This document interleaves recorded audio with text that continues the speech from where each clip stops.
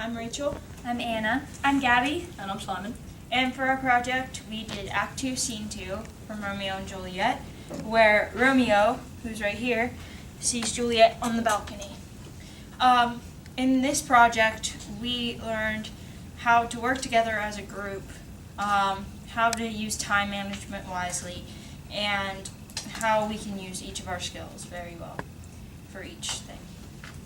In Romeo and Juliet, Shakespeare includes many examples of symbolism, and you can go and one of his greatest symbolism is the contrast between celestial imagery and then humans.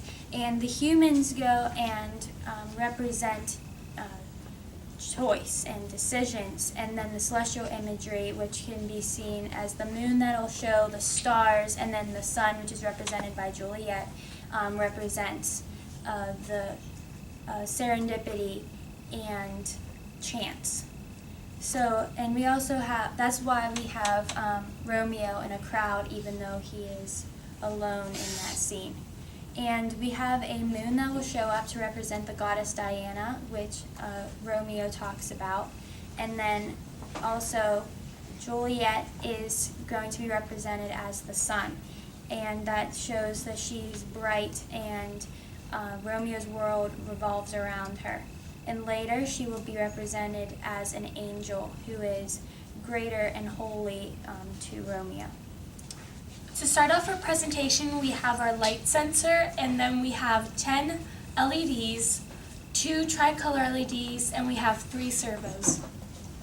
So the impact that the robotics had on us was that it was we've each done this project several times, and each time we possibly have a different role in the group, so that we each get to learn different things as we go along with these projects.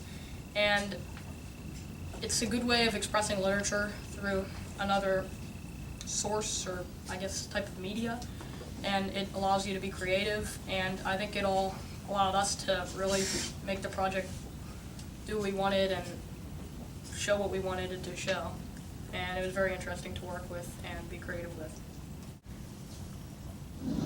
But soft, what light through yonder window breaks? It is the east, and Juliet is the sun.